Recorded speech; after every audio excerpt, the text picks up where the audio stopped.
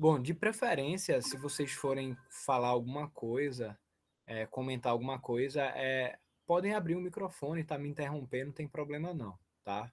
Surgir alguma dúvida, eu acho que essa aula é uma aula que, no geral, as turmas costumam conversar muito, né? Porque é de interesse geral. Então, a gente vai ter aqui, gente, um pouco do que a gente chama do que seriam redes, né? Redes de internet, redes de intranet, redes de extranet, né? São redes computacionais, tá?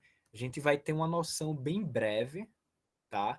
Do que seriam essas redes, tá?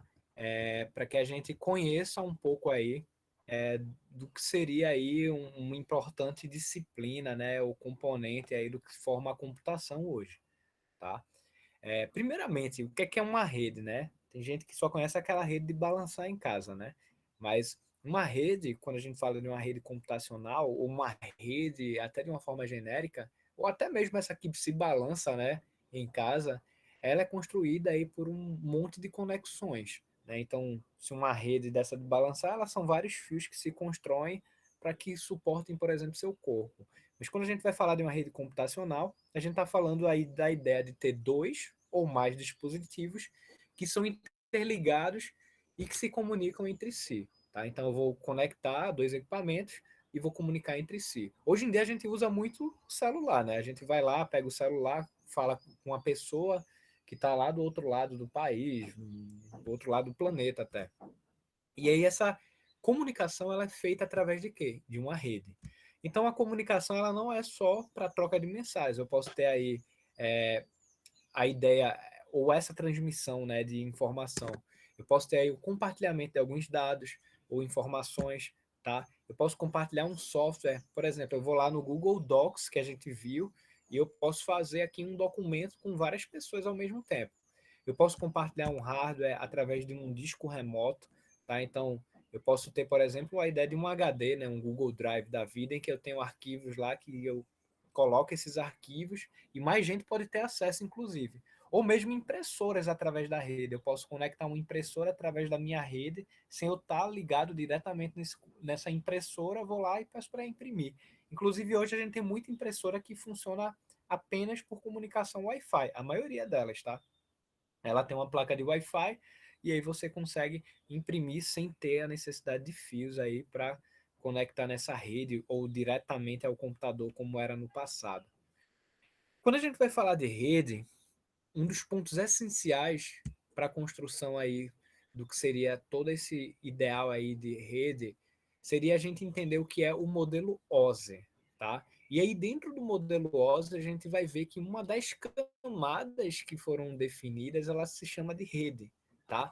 Mas quando a gente fala de rede de uma forma mais ampla, tá? A gente vai ter aí a ideia, né, de contemplar todas essas camadas. Mas quando eu uso essa arquitetura e esse modelo que foi convencionado desde 83. Eu não era nem nascido, tá? Então, era um padrão, tá? Que foi feito, um protocolo. A gente vai falar muito hoje sobre o que é protocolo, tá? E aí, ele quis, através desse protocolo, garantir, né, uma forma de acesso em uma rede local, tá? Uma rede de comunicação local, ou seja, eu tinha um computador que se conectava a outro. E aí foi dividido, então, em várias camadas, que são 7 camadas que a gente denomina, tá? E essas camadas, o que a gente precisa saber é que a gente não precisa decorar isso aqui não, tá, gente? Isso aqui não é um curso de computação que a gente vai estudar cada camada dessa profundamente, que é o que se faria, tá? E olha lá que depende, tá, do curso, porque as camadas físicas de transmissão física, elas são um pouquinho mais complicadas de se entender. Mas a gente, quando tem essas camadas, a gente tem o quê? A camada de aplicação, que é o que eu tenho de processos de rede para aplicações. Então, eu vou lá e uso um software de um roteador para configurar a minha rede. Eu coloco uma senha. Isso é camada de aplicação. Eu tenho também uma camada que é de apresentação ou representação de dados. Então, eu consigo obter informações de dados transmitidos através dessa apresentação. Eu tenho o que eu chamo de sessão, que é quando eu conecto dois diferentes dispositivos. A gente vai ver que quando a gente fala de rede, a gente usa muito o termo hosting, tá? Hosting é cada pontozinho desse, cada nó que a gente chama de rede. Ou seja, cada computador, cada dispositivo, tá? Que eu conecto. Eu tenho também o que eu chamo de transporte, que é essa conexão que eu estabeleço de um ponto de rede a outro ponto. Isso eu vou chamar de transporte. Eu tenho o que a gente chama de rede por si só. E rede, quando a gente fala por si só, ela pensa sempre no endereço e o melhor caminho. Então, eu tenho um endereço de rede, que a gente vai ver que se chama endereço IP, e eu tenho também a possibilidade de, a partir desse endereço IP, eu tentar ir pelo melhor caminho. Né? Se eu tenho a possibilidade de um endereço a outro, imagina fisicamente agora. Eu estou na minha casa, eu quero ir para o IFPA. Eu não vou pelo pior caminho, o mais longo. Eu vou ir pelo caminho que é mais fácil esse acesso, tá? Eu vou ter também outra camada que é a de enlace, tá? Ou link, né? Se fosse traduzir para o inglês. Então, é o acesso propriamente aos meios, né? Eu vou usar um enlace com a fibra ótica, vou usar um enlace. Então, é algo mais físico, né? Eu estou saindo daquela coisa abstrata da aplicação e é algo mais palpável, tá? E aí, a camada mais baixa que eu vou ter seria, então, a camada física, que é a transmissão binária. Então, no final disso tudo, como é que é feita essa magia aí? Como é que é feita essa mágica? Como é que eu mando uma mensagem aqui de um lado, né? Eu mando aqui, Hélio, mandei lá para o Joab, né? E aí Joab foi lá, opa, ele mandou um oi para mim. Como é que chega isso? Né? Então eu venho através dessa transmissão física. Eu mando dados que são binários e ó, a gente está falando agora um pouquinho do que? Da técnica digital. Vejam como as coisas estão conectadas. Então eu tenho lá uma lógica booleana de zeros e uns, e essa sequência de zeros e uns são transmitidas por essa camada física a partir de uma transmissão binária que a gente chama de transmissão de máquina, linguagem de máquina, e aí de alguém que envia, eu vou ter lá do outro lado alguém que recebe essa informação, tá? Então é sempre essa ideia receptor, tá? Remetente, essa transmissão de comunicação que a gente tem aí nessa camada física, que é primordialmente feita por 0 e 1, tá? Quando eu vou falar de redes, eu tenho aí formas de hierarquizar, ou seja, colocar em níveis mais acima e mais abaixo. Então eu tenho, por exemplo, a camada WAN. A camada WAN é a camada mais ampla que eu posso citar. Então seria aqui uma rede de grande porte. Então eu tenho aqui a conexão em longa distância de uma rede de computadores que abrange uma grande área geográfica. E no geral é o quê? É um país, é um continente. Então, por exemplo, aqui no Brasil a gente está dentro de uma grande WAN, né, uma grande rede que pode inclusive pegar aí não só o Brasil como a América Latina, tá? Então essa definição de WAN, ela pega essa ideia de país ou continente, tá? Quando eu vou agora para a ideia do MAN, esse WAN, né, o W lá é o de wide, né, de largura, né, de algo grande, né? Agora eu vou para o MAN e esse M é de metropolitan, né? Então eu pego agora uma metrópole, tá? E aí quando a gente fala desse AN, tá? É de sempre de rede, tá? Área de rede ou area network, tá? Então eu pego uma rede aí, uma área de abrangência, tá? Então beleza. Na WAN, eu peguei país, peguei continente. Quando eu vou para MAN, eu pego agora e começo a quebrar em metrópoles, em cidades, em estados no máximo, aí, mas no geral, cidades, tá? Beleza. Quando eu vou ter agora uma ideia mais granularizada ainda, ou seja, mais embaixo, eu vou ter o quê? A ideia de LAN. Então, LAN é minha rede local.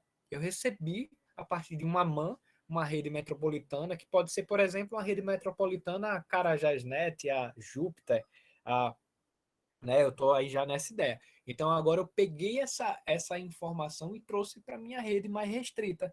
Então, eu tenho aqui o IFPA, como uma área, por exemplo, eu posso ter uma LAN, que tem vários computadores, tem uma rede que é subdividida lá dentro, mas eu posso ter inclusive a minha casa. Tenho aqui meu roteadorzinho que transmite aqui para 3 celulares, e aí beleza. Aqui essa rede é uma rede LAN.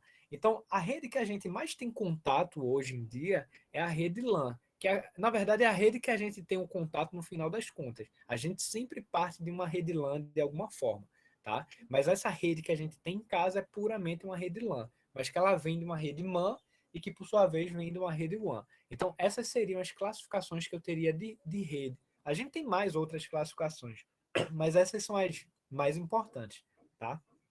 Quando eu falo aqui de redes de computadores, eu posso falar também das formas que eu interligo esses computadores.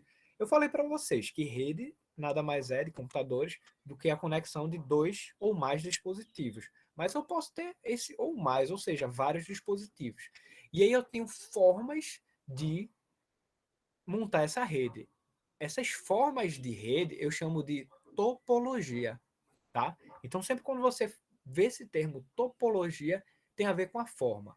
Então eu tenho aí 3 formas básicas de montar uma rede. Uma delas é a rede na topologia em estrela, tá? Aí em estrela, então, eu tenho um computador central, um servidor central, e todos os computadores ao redor são conectados a esse central.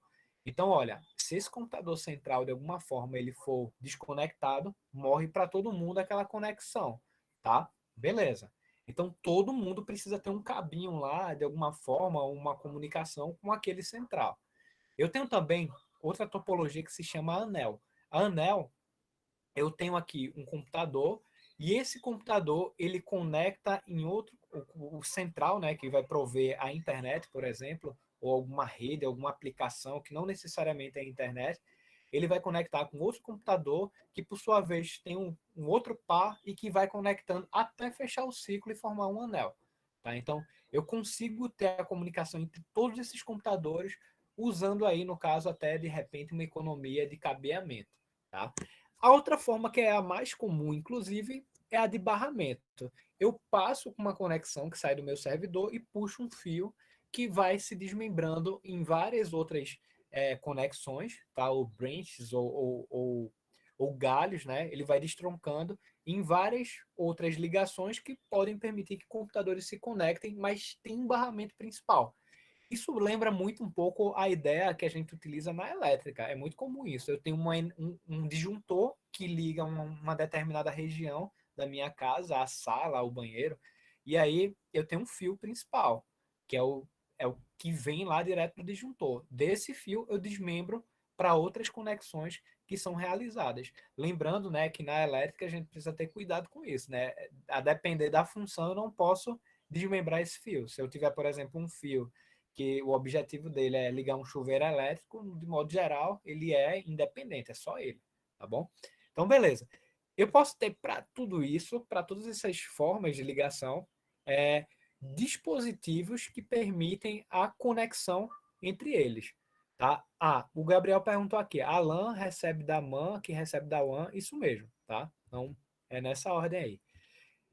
Então, esses dispositivos de conexão, eu vou ter aqui, por padrão, o que a gente chama de hub, tá? De switch e de roteadores. Tá? A gente depois vai explorar um pouquinho melhor cada um desses. Depois não, agora, né?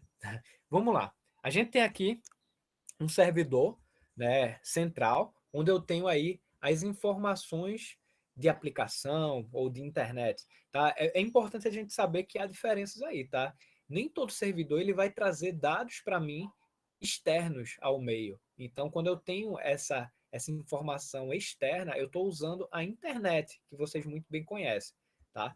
Quando eu uso apenas informações internas, eu tenho uma intranet. Vocês porventura aí, acho que creio que muitos alunos já jogaram jogos online. E aí, quando eu jogo online do meu celular, no geral, eu jogo na internet, tá? Mas eu posso ter uma rede interna criada para apenas aqueles jogos específicos que se conectam a essa rede. Então, jogos de computador, é muito comum a gente ir lá configurar um endereço para ser servidor em uma rede, tá? No contexto de uma rede interna, e a partir desse endereço todo mundo se conecta, né? Então, eu posso pegar lá o laboratório de informática, ó, minha máquina servidora é essa, o IP é esse, conectem aqui, aí vai lá todo mundo no joguinho, abre naquele IP e todo mundo conecta naquele formato lá dentro daquilo. Então, aqui eu tenho, né, classicamente, dois tipos mais conhecidos aqui de dispositivos de interconexão, tá? A gente tem aqui o switch, tá? E o hub, tá? O switch, ele é muito semelhante, tá, ao hub. Qual que é a diferença? É que os dados que são recebidos de um computador vão ser enviados para outro de destino, sem necessidade de trafegar por todas as portas, isso no switch. Então, assim, o switch, de modo geral, ele costuma ser um equipamento mais caro, um equipamento que é, no geral, utilizado por empresas, tá? Porque ele tem aí requisitos como uma comunicação exclusiva, tá? Entre um computador de origem e um destino, e ele tem alguns critérios de segurança ou de aplicação que, no geral, a gente não tem nos hubs, tá? O hub, basicamente, ele recebe um fiozinho e esse fiozinho, por exemplo, ele chegou com a internet. E aí, a partir desse fiozinho que eu recebi, ele distribui para vários outros saídas, tá? É como se fosse uma extensão. Eu liguei lá na tomada, né, um fio, e aí eu tenho 6 pinos lá, eu vou conectar vários equipamentos. Só que ao invés de eu ter energia, agora eu tenho rede, eu tenho dados.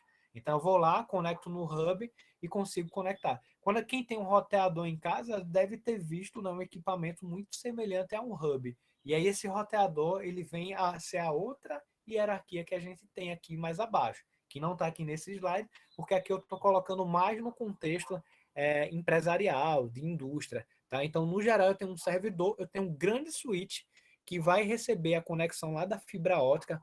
Por exemplo, o switch é muito comum ter isso. Ele recebe um cabo de fibra ótica, ele faz a conversão dessa informação que era de fibra ótica para cabos de Ethernet, que são aqueles cabos que a gente conhece, né? Aquele cabozinho que tem uma ponta plástica dos dois lados, tá? É o cabo Ethernet, tá? Então, a gente tem basicamente aí é, essa diferença básica, tá? Em termos de hierarquia entre esses equipamentos, tá? É, vamos lá. Aqui, quando a gente fala também, né, sobre essa questão aqui dos componentes, essa ideia que eu falei já para vocês. Então, eu tenho, por exemplo, uma rede externa, essa nuvenzinha aqui do lado direito, tá horrorosa essa nuvem, mas beleza. Essa nuvenzinha aqui, ó, ela vai ser a nossa internet, tá? Ou seja, a nossa rede externa, tá? E aqui eu tenho um roteador que vai receber essa informação da internet e vai distribuir aqui, ó, via barramento, nesse caso, ó, para vários computadores, tá? E aqui eu tenho, nesse caso, uma rede interna, tá? Quando eu falo aí de computador, é importante demais que a gente entenda que cada computador, ou cada celular, ou cada tablet, ou cada dispositivo conectado à internet tem o quê? Endereço IP. O endereço IP, ou seja, é um endereço que cada dispositivo desse vai ter, ele passa por o que a gente vai entender mais à frente, que se chamam protocolos. E aí esse protocolo IP, ou endereço IP, ele basicamente é um número único que vai ser atribuído a um determinado dispositivo. Único entre aspas, tá? Porque eu posso ter equipamentos que tenham de repente o mesmo IP, mas estejam em redes diferentes, tá? Ou que tenham o mesmo IP por uma questão de configuração e que na hora de eu ligar eu posso até ter um conflito com relação a isso, tá?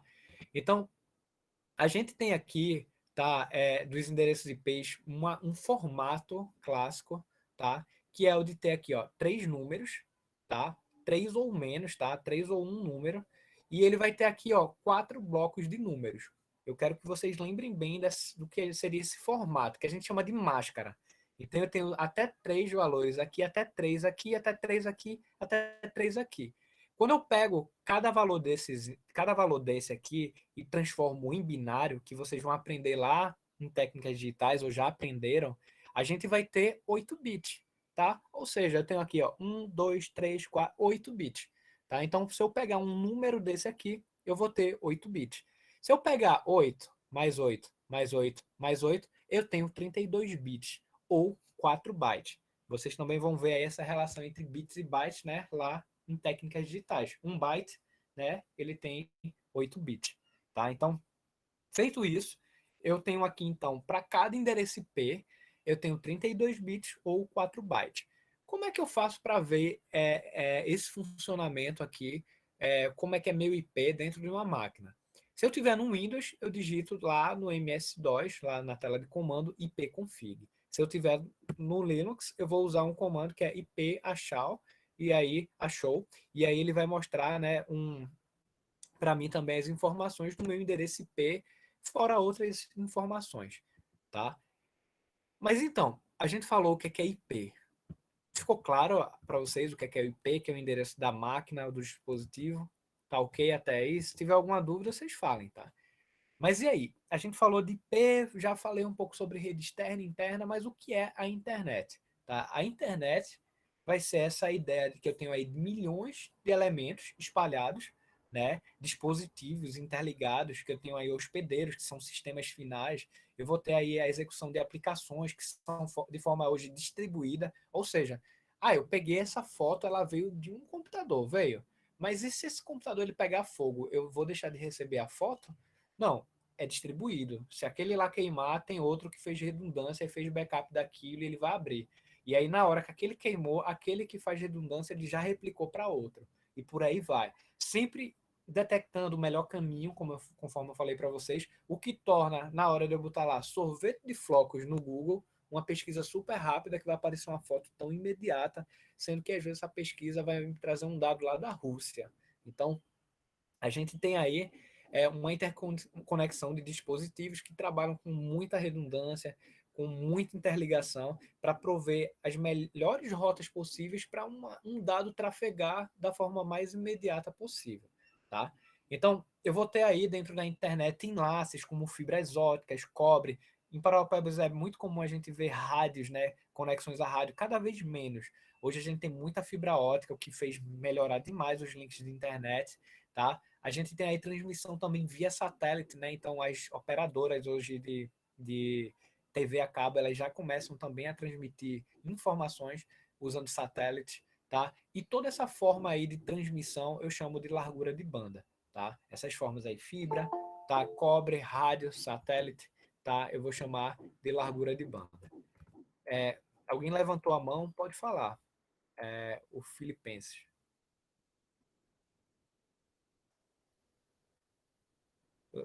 Ah, não, foi Filipenses, não, foi Custana aqui. Quer falar, Custana? Acho que ele apertou sem querer, né? Beleza. Então, ó, quando eu falo aqui, né, de redes, eu tenho também uma figurinha aqui para ilustrar um pouco isso. Eu tenho aqui uma rede corporativa, né? Eu tenho vários notebooks que usam aqui um Wi-Fi, usam interconexões. É uma rede interna, tá? Um intranet.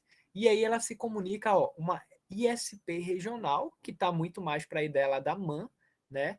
E eu tenho também uma interconexão aqui com ISP local, tá?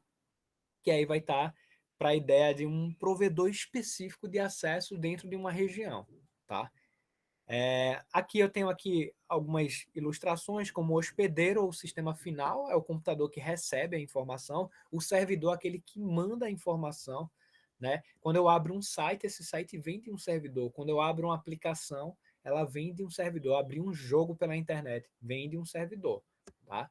E aí eu tenho alguns elementos, né, como comutadores, onde está esse xizinho. É um equipamento que tem a ideia de pegar a informação de um lado e mandar para o outro lado, tá? Eu tenho um modem, que é um equipamento clássico, né, que ele basicamente ele recebe de um comutador uma informação com dados e manda para uma rede local, tá? Só são alguns termos, tá? Para quem depois se interessar. E aqui o enlace, por exemplo, o satélite, aqui só são, né, legendas para as figurinhas que a gente viu aqui. Ainda aí sobre a internet, né, o que é a internet, eu posso ter aí, né, vários protocolos a serem utilizados. E esse termo é muito importante, que são protocolos. O que é um protocolo?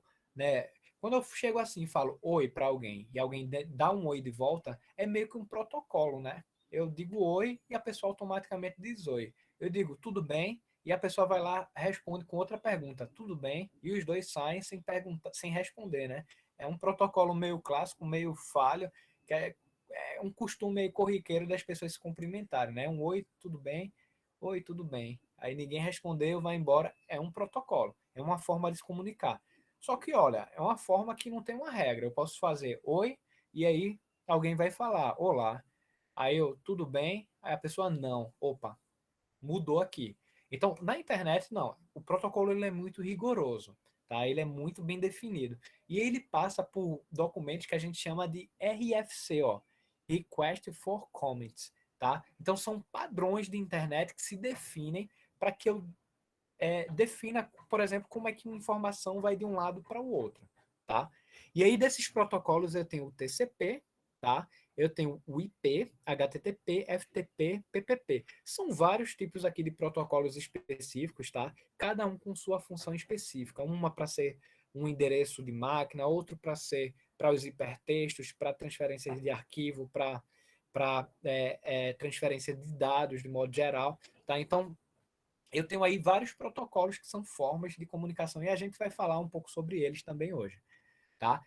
Na internet, que seria a rede das redes, né, eu não tenho tanta hierarquia. Eu posso ter aí na internet um formato como esse aqui da direita, mas eu posso ter outro totalmente diferente. Tá? Então ela não tem uma hierarquia muito bem definida. Eu sei que eu tenho aí uma internet pública e uma internet privada que eu chamo de intranet. Então, quando eu tiver uma internet que só eu tenho acesso aqui, eu tenho uma intranet. Inclusive, a intranet ela pode ter acesso à internet, tá? Não quer dizer que ela não tenha esse acesso. Mas dentro de uma intranet, por exemplo, por que serve uma intranet? Por exemplo, uma empresa como a Vale, ela tem lá uma série de sistemas como o sistema financeiro. Para que eu vou colocar meu sistema financeiro com o salário do funcionário na internet por si só? Então eu coloco dentro de uma rede interna, uma intranet, que um funcionário interno lá pode conectar. Tá? E a gente vai, inclusive, ver formas de se conectar a uma intranet vindo da internet, mas é uma rede puramente interna. Tá? Se eu for pensar na essência, intra está dentro. Então, intranet é uma rede interna, tá? Que vai nos servir para eu ter o gerenciamento de aplicações internas da minha empresa, tá? Eu tenho aí também um termo que eu falei aqui do RFC, mas eu tenho o IETF, tá? Que também são padrões de internet, tá? Que definem alguns dos rigorosos formatos e protocolos a serem utilizados hoje largamente na internet. Então, sempre quando a gente vê RFC e IETF, a gente está falando de padrões de internet, tá? Então, tudo que é construído hoje em dia e vira, por exemplo, uma tecnologia, ela passa por um RFC, tá? Um IETF, com certeza. Precisa, tá? Precisa ser documentado e padronizado internacionalmente, tá? Dos serviços de internet, eu tenho aqui infraestruturas de comunicação que permitem aplicações espalhadas pelo mundo serem conectadas. Então, no final das contas, quando a gente acessa um site, um e-mail, um joguinho, vou lá, faço uma compra, compro lá meu notebook ou compartilho o arquivo, eu estou usando essas infraestruturas de aplicações distribuídas, tá? Um site, quando eu abro, às vezes ele é só desenvolvido em HTML. Ele não tem interação. Eu não coloco, ele não me faz perguntas e nem tem muitos cliques ali de interação. Uma aplicação não. Eu preciso de certa forma aí deliberar o que é que eu quero fazer. Eu quero escrever, eu quero fazer aquilo, eu quero enviar. Então são ações que eu tomo, né, dentro dessas aplicações que eu chamo de distribuídas, tá? Eu também posso ter aí a ideia de serviços de comunicação oferecidos que são sem conexão ou orientado à conexão. Então, alguns desses eu preciso ter uma conexão imediata e outros não necessariamente. Eu preciso ter uma conexão naquele momento. Eu posso salvar uma informação e em outro momento eu transmitir essa informação. De novo aí, né, sobre a intranet, para a gente entender bem que essa rede interna, eu tenho basicamente alguns critérios aqui que é de acesso, né? Então eu tenho que ter uma chave de acesso no geral, uma senha, uma configuração local na minha rede, tá? Eu tenho uma ideia de colaboração, então eu posso ter aí uma pasta, por exemplo, na intranet, que o fulano lá guarda os arquivos dele e que todo mundo joga lá os seus arquivos também. Então eu tenho essa ideia. Eu tenho a ideia de dados, né? Que vão ser trabalhados dentro dessa intranet, de comunicação, né? Às vezes a gente tem aplicações de chat, inclusive, ou troca de mensagem, que são feitos dentro de uma intranet. A ideia de rede privada, ou private network, né? Uma rede, né, que está restrita lá àquele grupo. E a ideia de controle aí da informação. Tá? Esse arranjo todo se compõe na intranet. Tá? Então, uma rede privada, que eu tenho aí alguns protocolos que eu vou utilizar, que tem um uso, no geral, exclusivo de um determinado local, tá bom? Então, no geral, vou ter empresas que vão ter intranet, redes internas, que permitem que os colaboradores, né, abram aplicativos específicos da empresa, troquem e-mails, troquem mensagens, tá? Eu vou ter essa intranet. Aí eu tenho, então, no privado, a intranet, que está dentro da empresa, dentro de áreas e departamentos específicos. Eu vou ter o extranet, tá? É quando eu passo agora a pegar o intranet e explorar um pouquinho além. Então, peraí, agora eu tenho uma filial, agora eu tenho um parceiro, agora eu tenho um cliente. Então, eu vou criar um canal que meio que se conecta àquela minha intranet, mas com uma visão mais limitada, tá? Então, passa a ser uma camada intermediária, a extranet. E aí eu tenho uma internet, que agora já é geral. Então, aqueles dados que a minha empresa oferece, que são oferecidos para o cliente, para o público agora geral, eu tenho zero controle. Então eu preciso ter muito mais cuidado com a informação que circula aqui, tá bom? Então essas seriam as 3 camadas. Tem gente que às vezes confunde, vê o nome, né? Inter, peraí, extra agora é o extraterrestre, o negócio tá, não. Extra tá ali no meio, tá? Entre intranet e internet, tá bom? Quando a gente vai falando aí também sobre essas questões de infraestrutura de rede, etc., a gente fala também do que a gente chama de backbone, tá? Enfim, é uma rede principal que ela pega a maior parte dos dados, tá? Para jogar para redes menores. O backbone ele tem um pouco a ver com aquilo que a gente viu lá sobre a MAN ou a WAN, né? A WAN está mais próximo ainda. Porque não necessariamente um backbone ele vai estar atrelado a isso. No Brasil, a gente tem um grande backbone, que é o WAN, né? Nesse caso, que é o da RNP, que inclusive no IFPA a gente utiliza como rede. Então vocês veem que aqui a gente tem conexões com altíssima velocidade que vão transmitindo para o resto do país e essas velocidades, por sua vez, vão diminuindo. Aqui está esse gráfico, ele está um pouco desatualizado, mas a gente vê ó, que é uma rede única de computadores no Brasil inteiro para interconectar aí um certo fluxo de dados. A RNP, no geral, ela é para o uso tá, de instituições federais, como o próprio IFPA. Aí vamos lá. A gente vai ter um pouquinho de sopinha de letrinhas aqui hoje, tá? Então, são termos que a gente vai se familiarizar e aprender. VPN. Alguém já ouviu falar aqui em VPN? Alguém já caiu a internet aí? Eita, caiu aqui o WhatsApp no Brasil todo. Me falaram que o negócio é entrar numa VPN. Vou entrar na VPN. E aí, beleza, vou lá, baixo um aplicativo de VPN, ele diz um login, uma senha, eu acesso e puf, abriu a internet para mim. O que é isso, a VPN? Em resumo, o VPN, a tradução é rede privada virtual. É uma rede privada que é construída sobre uma rede de comunicação pública, tá? Então eu tenho um tráfego de informação que vai utilizar aí determinados padrões para esses dados passarem por uma espécie de um túnel. Então vamos lá, ó. Aqui tá eu, tá? A figurinha aqui, esse you aqui, né? Estou aqui à esquerda. Eu não sei se vocês conseguem ver o meu laser aqui quando eu estou falando, tá? Mas aí eu estou aqui, né, no you, que seria você ou eu, e aí esses dados eles vão passar por esse túnel. Esse túnel, ele tem uma série de características que vão dar um padrão à sua conexão. Então, quando eu estou dentro de uma VPN, supondo que essa VPN seja alemã, é como se eu tivesse conectado à internet de um computador da Alemanha. Então, quando eu passo por esse túnel e chego no finzinho dele, a forma com que eu sou visto pela internet é basicamente dentro dessa VPN. Então, quem é que usa VPN de modo geral?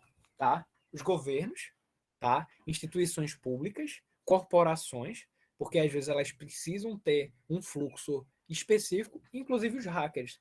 Às vezes o hacker ele vai lá e usa uma VPN para mascarar. Eu não estou aqui no Brasil, eu estou em outro lugar, tá? Ah, dá para ver, né, o laser, bacana. Então aqui outro ponto interessante é que quando eu passo por uma VPN, né, e essa VPN ela é bem construída, ela vai ser barreira para qualquer acesso dessas hierarquias, tá? Então, eu quando estou passando e trafegando informação por uma VPN segura, um hacker não vai ver esse dado porque ele está bem protegido, o governo não vai ver e corporações não vão ver. Então, às vezes a figura que está aqui é justamente de um hacker, porque ele sabe que ninguém vai ver como esses dados estão sendo trafegados e só a outra ponta. Só que aí vem o ponto. Quem é que controla essa VPN? Você conhece? Esse é o ponto. Então, esses dados que estão dentro desse túnel, se ele não for muito bem estruturado e se você não conhecer realmente a origem dele, você pode estar numa cilada bino. Então, é bom você evitar esse cenário se você não conhecer qual é a origem dessa VPN, tá? Então, quando falam lá, entra nessa VPN aqui, é de graça. Possa ser que os dados que você insere aqui estejam todos sendo lidos. E aí, quando a gente fala dessa leitura de dados, a gente tem um recurso muito comum que se chama, de spoofing, tá? Vai caber tudo aqui, não. Era um G aqui no final, tá? Spoofing, tá? Então, os spoofings são mecanismos de leitura de dados que estão sendo trafegados pela rede. Então, é muito importante ter cuidado com VPN. Quando é que a gente, no geral, acessa a VPN? Quando a nossa empresa ela tem aplicações específicas que eu não acesso pela internet e que eu preciso conectar essa VPN. Então, a empresa vai lá, olha, baixa aqui essa ferramenta aqui de VPN e coloca o teu nome de usuário e o teu login da tua rede intranet. Né? Quando a gente chega numa empresa, no geral, o nosso computador tem lá o nosso login e senha, tá? Então, eu vou lá, conecto externo ao meu trabalho, eu estou lá numa praia, vou lá ver uma demanda de trabalho, e aí eu vou lá, preciso conectar, eu não consigo conectar externo, eu entro na VPN, e aí eu passo a acessar como se estivesse dentro daquela empresa, tá? Então, é uma ferramenta muito interessante, é um recurso muito interessante de se utilizar. Outro termo muito comum que a gente ouve falar por aí são dos cookies, né? Não é aquele cookie que está lá no Subway, não, né? Que vem do brinde, não. Apesar da referência ser a mesma, tá? Mas o que é isso? É um arquivo pequenininho de texto, tá? Que ele tem uma etiqueta que te identifica de alguma forma, que é colocada para estabelecer uma comunicação entre você e um site. Então, quando eu acesso um determinado site, no geral, eu autorizo essa leitura de cookies. E aí esses cookies, eles vão gravando informações sobre a gente. Às vezes eles sabem o nosso sexo, a nossa idade, eles sabem de onde a gente é, eles vão saber os nossos gostos. Se eu já li 10 artigos ou não de uma determinada revista, para ele chegar e me dizer, olha, hoje você já leu 5 artigos. Se você quiser ler mais artigos, tá? Você vai ter nesse momento agora que pagar. E esses mecanismos, né, que são bem comuns hoje em dia, a gente chama de pay, né, de pagar, wall, né, de parede, paywall. Então, esses paywalls são paredes de pagamento para, no momento em que o site identificar, através desses cookies, que você já acessou 10 artigos, ele diz, olha, pera lá, tu tá olhando muito artigo meu, então agora o próximo passo é você pagar por isso, tá? Então, eu acessei a internet, seguindo aqui o fluxo, né, da figurinha, eu acessei a internet, foram coletadas informações, o servidor responde, envia esse cookie, tá? E o cookie é armazenado no meu computador. Quando eu acesso de novo o site, ele, opa, ó, esse cookie ele já foi mordido, ó, foi por fulano e tal. Fulano e tal está acessando de novo, então a gente já sabe o gosto dele. A gente viu lá que a última pesquisa que ele fez aqui, ele pesquisou sobre Pokémon. E aí ele entrou de novo, bora mostrar as propagandas aqui, vendendo aqui uma pelúcia aqui de Pokémon que seja. Então aí eu vou, né, com base nessas pesquisas, isso aí vocês já devem ter percebido muito, né? Às vezes a gente entra em um determinado site e aí, caramba, como é que o Facebook sabe que eu falei aqui que eu queria um carro? Né? Já apareceu propaganda de carros, baseado nesses cookies, tá? E aí, essas diferentes aplicações, elas se comunicam. E aí, vejam a cilada que a gente comete quando a gente começa a trafegar essas informações em redes sociais. A gente tem aí, por exemplo, hoje o Facebook mandando aí no WhatsApp, mandando no Facebook, propriamente dito, e mandando no Instagram. Então você foi lá e postou uma foto, ele já cruzou com o Facebook com o WhatsApp. Você foi lá no WhatsApp, colocou uma determinada informação, ele já vai cruzar com as outras redes. Então, usando uma dessas três, você já cruzou três das principais redes hoje no mundo, né? Não à toa outras plataformas, né, como o TikTok, como as plataformas do Google, elas têm aí seus mecanismos isolados dessas empresas, tá? Por enquanto, né? Até que não haja uma fusão, uma parceria comercial. Vamos lá. Aí a gente tem também aqui o que a gente chama, né, outro termo muito conhecido na internet, de stream. Isso daí vocês praticamente já nasceram tendo stream, né? Então, stream são os serviços que no passado eram péssimos. Ver alguma coisa ao vivo, desista. Você não vai conseguir. E o stream foi altamente difundido nos últimos anos através aí de Netflix, do próprio YouTube, das lives, né? Hoje a gente só fala de live, live, live, live. E aí a gente teve até um fenômeno interessante com relação aos streams nesse período, que os streams eles eram tão sobrecarregados que as empresas que mandam esses dados, elas começaram a serem obrigadas a mandar com uma qualidade um pouquinho menor para que não houvesse uma saturação nas redes. Então, por mais que a gente tenha tecnologias, a gente precisa às vezes colocar alguns limites.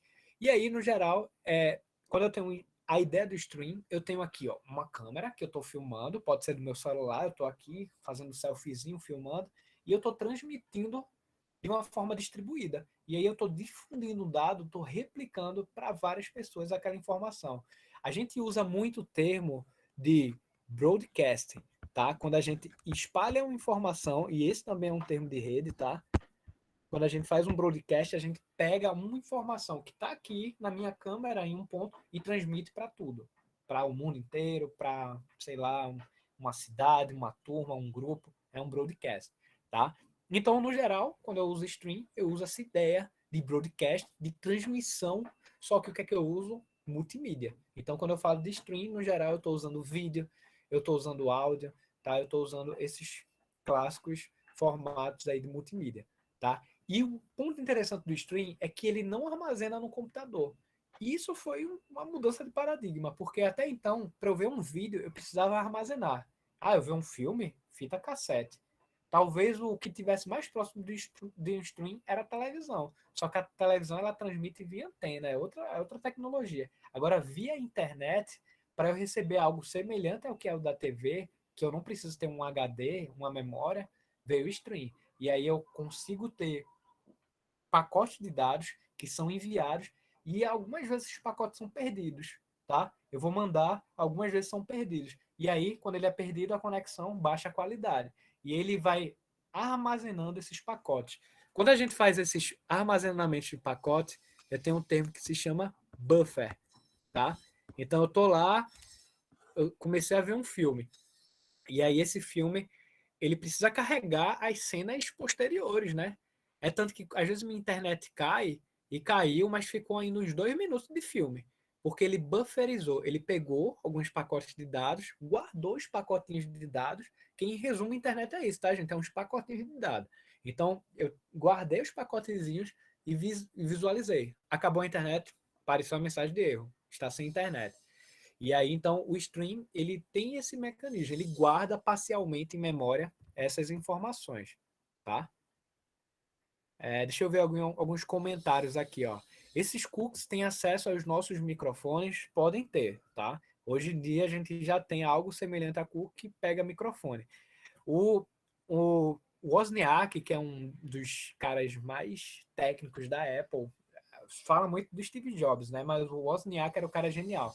Ele, ele morria de medo disso e não era medo, é que ele conhecia. Então ele falava muito que os celulares hoje nos ouvem, né? Então, no geral, por padrão, a gente deixa isso autorizado, tá? A Angela até acabou de comentar isso aí. Então eu vou lá, permito na hora de instalar a aplicação, ou às vezes já veio instalada, né? Eu já peguei o Android e já veio instalado. E aí tá lá, tudo permitido. Então tá lá o Google te ouvindo, a Alexa te ouvindo, a Siri lá do Apple te ouvindo, toda hora te ouvindo. E é engraçado, às vezes a gente tá conversando e ativa sem querer. Então, assim, a rigor, os dispositivos, quando estão configurados de forma padrão, eles estão nos ouvindo.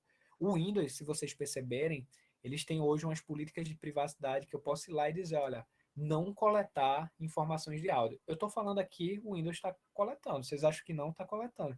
A não ser que eu vá lá e configure para não coletar dados meus, tá? Então, assim, é um recurso cada vez mais comum, tá? A gente vai falar um pouquinho mais sobre essas questões de segurança no finzinho, tá? Já está quase estourando, tá, o tempo da aula. Acho que já até quase estou. Já passei do tempo, né, que eu ia falar.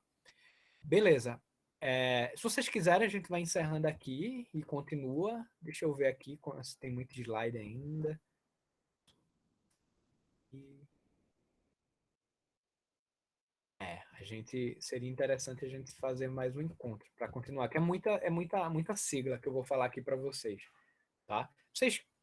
A gente pode continuar um pouco mais ou vocês acham que é melhor a gente já ir parando? Respondam aí. Vamos pegar mais esses 5 minutos aí. Acho que dá tempo de ver muita coisa. Então, beleza. A gente já falou um pouco sobre o que é o protocolo. Vou disponibilizar, tá, o slide. Então, protocolo eu já falei sobre o Oi, né, dei exemplos. Aqui está em resumo aquilo que a gente falou, né, que protocolo humano é uma coisa, o de rede é outra, são máquinas, é outra coisa, tá? Então, para máquinas eu tenho que ter mais formalismo, formato, mensagem recebida, enviada. quando eu olho para esses protocolos de rede, né, eu comparo sempre com os humanos, né? Eu falei um pouco sobre isso para vocês. Oi, que horas são? 2 horas. Nos computadores e servidores, não. Solicito uma conexão TCP, que é um tipo de conexão. Eu tenho uma resposta TCP, ele manda um GET e o GET manda um arquivo para mim. Então é uma coisa muito mais sistemática. Os protocolos de rede, a gente vai ter aqui, então, dos mais famosos, tá? O HTTP, que tem vários, tá? Tem muito mais que isso. O HTTP, que é o de hipertexto, é aquele que abre os sites de internet. Eu tenho o TCP, que tem relação lá com os protocolos de transmissão de dado. E aí, ó, o TCP, ele tem um outro de transmissão que se chama UDP. O TCP, ele é assim, ele é extremamente seguro, ele não perde pacote. Mandou 10 pacotes, vai chegar a 10 pacotes. Só que, olha, às vezes, quando eu quero mandar os 10 pacotes e não sou flexível para mandar 9, eu vou demorar muito mais do que aquele que é flexível. O UDP, ele é flexível. Quem é que usa UDP ou TCP no stream? Stream, UDP, porque eu posso ter perda. E aí, então, eu mando com mais velocidade, mas eu posso perder qualidade. Então, o TCP ele é bem rigoroso, o UDP nem tanto, mas ele privilegia velocidade. Eu tenho eu tenho aqui o IPv4 e o IPv6. Aí eu tenho aqui o IPv4, que é a versão 4, tá? Que ele vai ter um menor número de bits. E eu tenho aqui o IPv6, que é uma nova versão, tá? Que ainda não é 100% utilizado pelo mundo, tá? Como mecanismos aí de comunicação. Eu vou ter também um DNS, que é o nome de domínio, ou seja, quando eu entro num site, tá lá joab.com. Opa, na verdade não é joab.com o nome real, é um endereço IP. O DNS é para eu não chegar e dizer qual é o nome do teu site. Ah, meu site é 124.346.789.347.1. Esse é muito difícil a gente dizer um site assim, então a gente cria um nome, um apelido. DNS serve para isso. Aqui tem uma repetição, né, que eu coloquei aqui sem querer HTTP, mas eu tenho um HTTPS também, que é um HTTP seguro, ou seja, a abertura de um site seguro.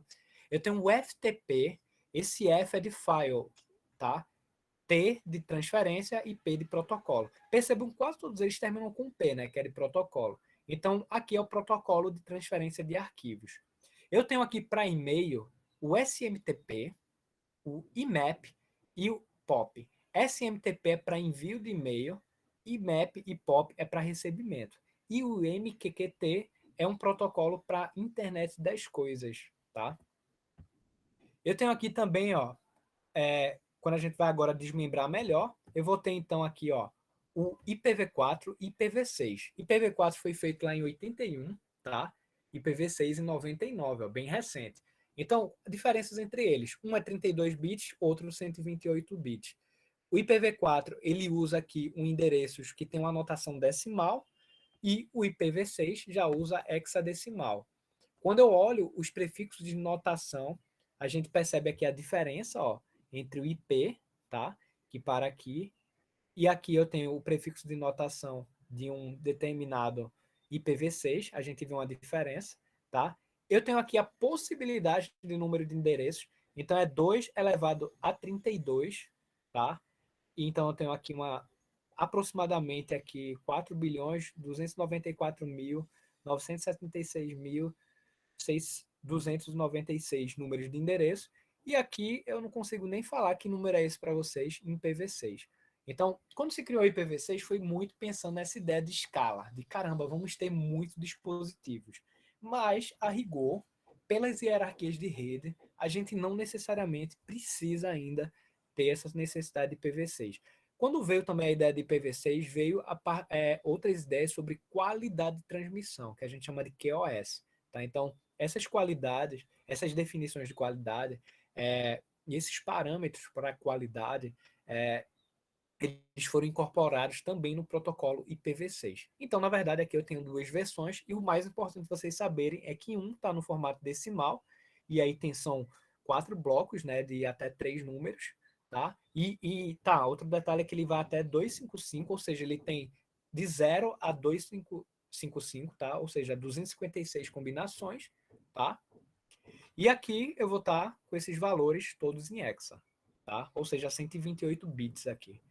Quando eu falo do HTTP, eu falo aí do protocolo de hipertexto, ou seja, da internet. Abrir um site é um HTTP. Aí eu tenho um HTTP comum, que é o para hipertexto. Quando a gente fala de HTML, a gente está falando de hipertexto, é o comum. E eu tenho o HTTPS, que é o seguro. Tá? Quando ele tem esse Szinho aqui de segurança, ele me garante que eu tenho agora uma conexão segura. Tá? Então, às vezes, eu quero logar dentro de um site. Eu vou colocar a minha senha. Só coloque sua senha se lá em cima tiver um HTTPS. Mostrar lá que tem um certificadozinho de segurança. No geral, aparece um cadeadozinho verde, tá, ou azul. E aí você precisa observar sempre que digitar a senha se você está fazendo sobre uma conexão segura, tá bom? No geral, ela usa o certificado SSL. E aí ele passa também ao invés de usar uma porta, tá? Que todas essas comunicações, tá? Também são feitas através de portas, assim como eu entro numa casa e acesso uma porta, dentro de redes é isso. Então, por exemplo, HTTP usa a porta 80 e a porta segura, que é HTTPS, usa 443. É uma outra porta, um outro canal, sendo que a diferença é que eu tenho aqui uma camada de proteção, tá? O FTP é a transmissão de arquivos, tá? Hoje em dia, Gabriel, a maior parte dos sites estão em HTTPS. Eles já estão assim todos seguros. Porque foi se vendo assim que antes era caro ter um HTTPS, hoje em dia praticamente não muda o custo, tá? O FTP, imagina que eu quero enviar um arquivo de um computador para outro computador, de um computador para um servidor. Eu vou usar, no geral, o FTP. O FTP, no geral, é um programinha que a gente usa. Né? Eu tenho um FTP Manager da vida, FileZilla. Eu vou lá, coloco os dados de um determinado servidor, login, senha, endereço IP no geral, ou host, que vem a partir daquela ideia que eu mostrei para vocês do DNS, que é um nome. Então, google.com, na verdade, não é google.com, é 8.8.8.8. Né? Então, é outro nome. Só que aquilo eu não vou escrever IP, eu vou colocar lá, por exemplo, o endereço DNS. Coloquei lá o host, coloquei lá o meu login e minha senha, disse qual é a porta, que no geral é 21, tá? Que a gente usa na FTP, e conectei. Aí ele vai abrir uma pasta. Aí agora eu posso pegar meus arquivos do computador e jogar para lá, ou o contrário. Então isso é feito no geral a partir de um protocolo de segurança, tá joia? TCP e o DP foi o que eu falei para vocês, ó. TCP eu tenho vários pacotes. Esses pacotes, mandei 5 pacotes, vai chegar em 5 pacotes. O DP, meu amigo, manda o que puder aí, manda ligeiro. O que eu quero é velocidade. Se eu tiver uma perda, uma bagunça, não tem problema. Então, cada caso é um caso. Para vídeos, streams, é interessante usar o DP. TCP, se eu perder um pacote, acabou-se, tá? Então, hoje mudou um pouco, tá, esse cenário com relação a vídeo, mas de um grosso modo seria essa a grande diferença, tá, entre esses dois protocolos. Aqui agora vamos para os protocolos. A gente já está acabando, tá, gente? Os protocolos de e-mail. Aí aqui eu tenho o SMTP, que é o para envio. Então, pensei em S. Esse S do SMTP é de send, envio. Então, é o. Vamos pensar, tá? Porque na verdade a sigla é simple, tá? Não quer dizer de send. Só para a gente fazer aquele processo mnemônico. Então, esse SMTP, send, envio. Então, beleza.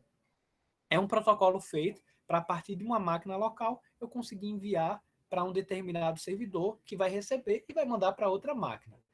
Aí eu tenho dois protocolos padrões para recebimento, que são o POP3 e o IMAP. Tá? A gente tem algumas diferenças comuns, mas de modo geral, o POP, quando eu recebo um e-mail via POP, esse e-mail ele é recebido até o meu computador, né? Essa carga de dados chega até o meu computador e libera lá do servidor. Esse e-mail, quando chega no meu computador, já era lá no servidor. O IMAP não, ele mantém lá no servidor. Ou seja, ele é um pouco mais interessante para que eu use a partir do meu celular, do meu computador. Ou seja, a IMAP hoje é o que mais predomina. Porque eu não quero ter só o e-mail no meu celular, eu quero ter na minha máquina, eu quero ter no meu tablet, eu quero ter em vários dispositivos. Então acaba que é o mais comum hoje em dia, porque ele sempre vai manter lá no servidor, exceto que você configure para não manter essa cópia. Tá? Então essa é a grande diferença entre POP e IMAP. POP enviou, recebeu, né, o e-mail, já era do servidor lá. Então aquele dispositivo que armazenou o e-mail vai ser o único que vai ter o e-mail. O IMAP não, ele vai manter aquela cópia lá. DNS, que eu já falei para vocês, é a ideia dos nomes da internet, tá? Então eu tenho lá um site que ele tem .com, isso faz tudo faz parte da estrutura do DNS. Eu tenho lá um www, ele também faz parte dessa estrutura de hoster. Aí eu tenho o domínio desse DNS, que é o nome lá, o custana.com. Então o domínio é Custana. E aí ele vai ter um TLD, que é aquela extensãozinha, .com, tá? .gov, .it, .net, tá? Então eu tenho aí o hoster, que é o HTTP, o domínio, que é o nomezinho específico, o Xuxa Meneghel, e o TLD, que vai ser o .com, .com.br, .ca e por aí vai, tá? Tudo isso que compõe esse nome se compõe em DNS. Viu DNS? Opa, é o nome. E por que que tem esse nome? Para eu evitar usar o endereço IP, né? Seria feioso. E aí tem outra coisa interessante, que não é só isso. Um determinado DNS pode usar vários IPs ali por debaixo dos panos. Então imagina, isso acontece muito, né, no cotidiano. Um comércio vai lá, vai vender um produto, aí bota o telefone, aí bota 10 telefones. Ninguém sabe nem para onde ligar. Não era muito mais fácil ter um DNS para telefone, para você chegar assim, ó, fala só, digita só Hélio aí no teu celular que tu vai falar por qualquer canal que seja. Muito mais fácil. DNS veio para resolver isso, tá? Aqui tá já finalizando sobre conceitos de segurança. Vai dar, tá, gente, para a gente concluir. A gente tem aqui em conceitos de segurança o que se chama firewall, que é uma parede de proteção, tá? Então, o firewall me protege de vírus de internet, de spams, de uma série de pragas, tá, virtuais. Eu tenho a ideia lá da VPN, que eu já falei para vocês, que é a rede privada, tá? Eu tenho aqui a ideia do IDS, IPS, que são ferramentas também que podem permitir aí o uso de seguranças para a internet. Eu tenho também a ideia aqui de criptografias, tá? Voltando aqui para IDS, IPS, que eu não queria adentrar, mas ele serve para um tipo de teste específico que se chama de pen test, que é um teste de penetração em que você pode garantir que sua rede está segura. Tá? Então, quem quiser estudar profundamente isso, pode estudar sobre esses mecanismos, DS, PS, é bem interessante. Criptografia é a forma com que eu mascaro os dados, seja eu escrevendo com um pincel melado de limão e depois colocando no sol para conseguir enxergar, ou a eu usar um determinado código em simbologia que ninguém consiga quebrar, né? Um filme chamado Jogo da Imitação, ele mostra um cenário lá com né, o Alan Turing, que ele tenta desvendar, né, criptografias da Alemanha nazista, né, e mostra muito esse trabalho sobre criptografia, que é bem interessante. Outro ponto interessante sobre o conceito de segurança é a permissão de controle de acesso.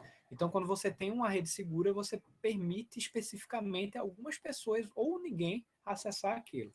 Também tem o conceito de malware, ou softwares anti-malware, que não são vírus, mas são pragas que, de certa forma, mandam dados seus ou fazem sua máquina, de alguma forma, ficar lenta porque ela está usando o seu processamento para alguma coisa.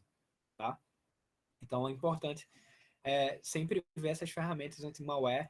Quase todo computador vai ter em algum momento da vida um malware instalado e não sabe. Eu também tenho ferramentas aqui, como sniffers de rede, que servem para enxergar o que se trafega nessas redes. Testes como o teste de penetração, que é para testar se uma rede é violável ou não, ou de vulnerabilidade, para testar se há alguma porta de acesso com alguma fraqueza. Tá? Então é isso, gente. Foi uma aula aí bem objetiva, bem breve, para a gente entender um pouco sobre alguns desses conceitos de rede. São uma sopa de letrinhas, eu tentei resumir o máximo. E aí, o que é que a gente vai fazer? A gente vai. O adware, Gabriel, é área de propaganda. É basicamente uma espécie de uma praga que fica soltando propaganda no seu computador, que é super chato. Né? Você clica no navegador que ele já instala e aí já abre um monte de propaganda. Ou você vai lá naquela máquina do tiozão que abre e tem lá uma barra superior cheio de ícones, uns 30 mil ícones, que ele não sabe para que serve, mas foi que ele foi lá, clicou lá, foi num site aí que não podia acessar e foi lá, acessou, baixou um negócio, instalou sem ler e gerou isso. Tá? Então, tentei aqui, gente, falar bastante coisa. Eu vou mandar isso aqui lá no Classroom para vocês, esse material, e vou colocar um testezinho pelo Quizzes, tá em cima de todo esse conteúdo. São um pouco mais de 20 perguntas em cima de tudo isso aqui que eu comentei, tá? Para que a gente faça esse teste de conhecimento, tá? Posteriormente a isso, a gente vai ver ainda um pouquinho mais sobre planilhas e, finalmente, a gente vai acabar com uma introdução bem base ao que seriam os algoritmos, tá? Em C. Então é isso, gente. Agradeço aí. Desculpem ter passado aí 10 minutos e a gente se fala. Acredito que seja amanhã já, né?